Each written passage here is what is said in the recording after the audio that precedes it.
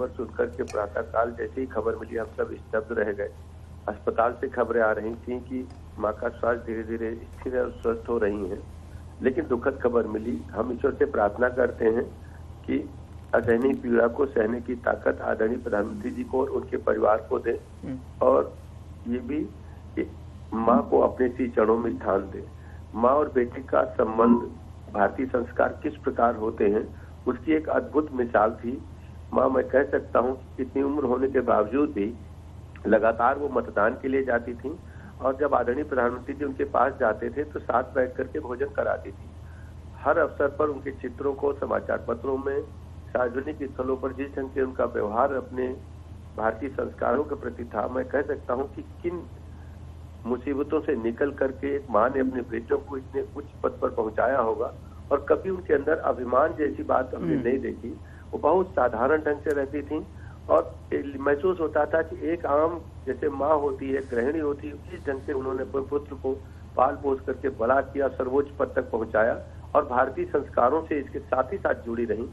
मैं बहुत ही दुखी हूँ, और आदरणीय प्रधानमंत्री जी के परिवार को असहनीय पीड़ा को सहने की ताकत ईश्वर प्रदान करें, और माँ को सी चरणों में स्थान दे, और मैं हृदय से श्रद्धांजलि अर्पित करता हूँ।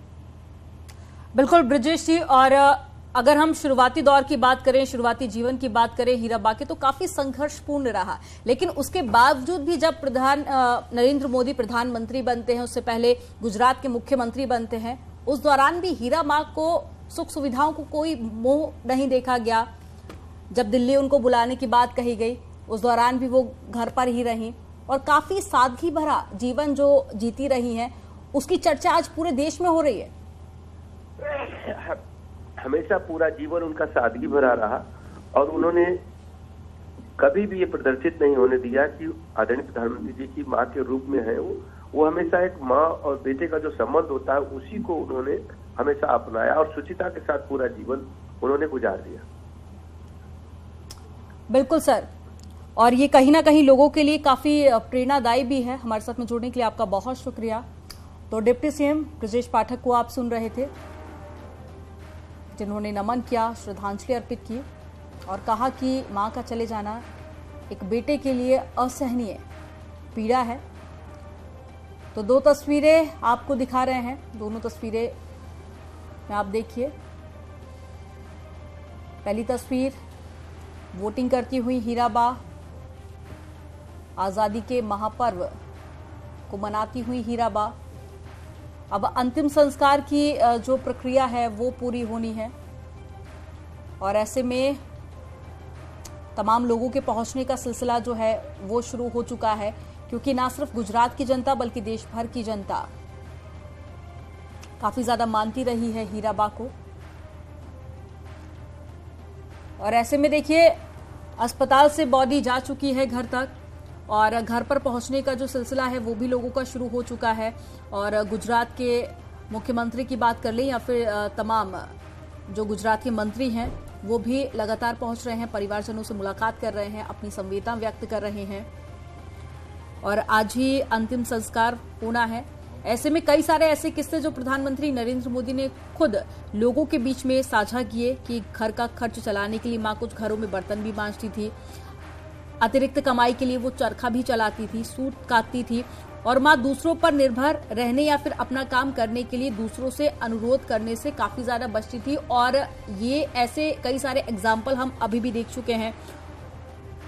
और मानसून हमारे मिट्टी के घर के लिए मुसीबत बनकर आता था, और बरसात के दिनों में जब छत टपकती थी, इसका जिक्र भी पीएम ने अपने कई बार इंटरव्यूज के दौरान किया, और घर में पानी भर जाता था। मां बारिश के दिनों में पानी को इकट्ठा करने के लिए लीकेज के नीचे बर्तन रखा करती थी।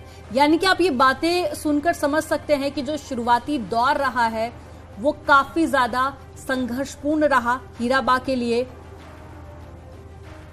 और विपरीत स्थितियों में भी काफी ज्यादा सहनशीलता के प्रतीक के तौर पर उन्हें देखा जाता रहा। और शायद आपको जानकर हैरानी होगी कि वो इकट्ठा किया पानी कई दिनों तक इस्तेमाल किया करती थी।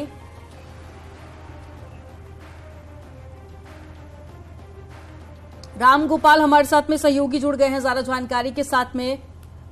रामगोपाल, तमाम नेताओं की तरफ से ट्वीट सामने आए, बातचीत भी हमारी हुई। आज हर कोई हीराबा को उनकी सादगी के लिए याद कर रहा है। ऐसे में देखिए, प्रधानमंत्री नरेंद्र मोदी तो गुजरात पहुंच चुके हैं और अंतिम संस्कार को लेकर क्या आपको जानकारी मिल पा रही है?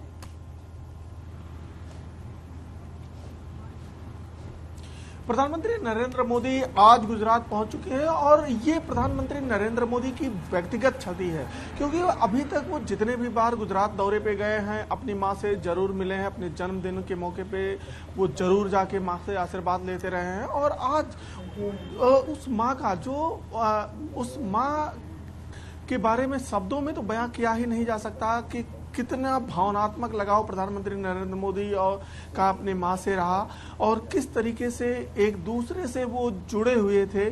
मां होने के बाद भी प्रधानमंत्री कभी उनको अपने पास नहीं रखते थे। हालांकि कोविड काल के पहले एक बार एक तस्वीर जरूर आई थी कि प्रधानमंत्री उनको अपने पास ला के रखे थे और दिल्ली में कुछ दिनों तक उनकी सेवा किए थे। लेकिन देश की भी जिम्मेदारी, ठीक है, मैं रोक रही हूँ आपको राम गोपाल। यहाँ पर हमारे साथ उत्तराखंड के पूर्व मुख्यमंत्री तीरथ सिंह रावत साहब जुड़ गए हैं।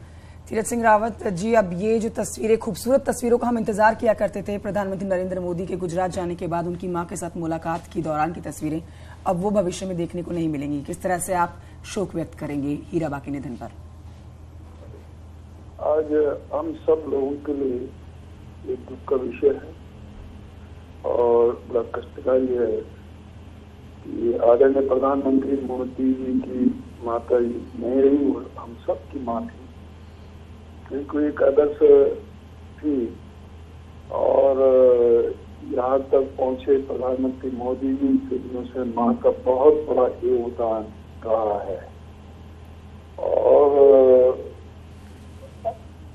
प्रधानमंत्री मोदी जी की माता होने के बाद भी यानी अगला कोई होता तो शायद पूरी तरह हर तरह की सुविधाएं, सारी चीजें उनको दे सकते थे, अपने पास रख सकते थे, लेकिन वो अपने शपथ ग्रहण तक भी उनको नहीं लाए और न वो आए।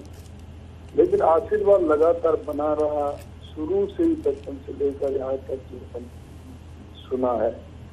तो ऐसे मिले ही होते हैं और ऐसा आशीर्वाद मैंने कहा कि यहाँ तक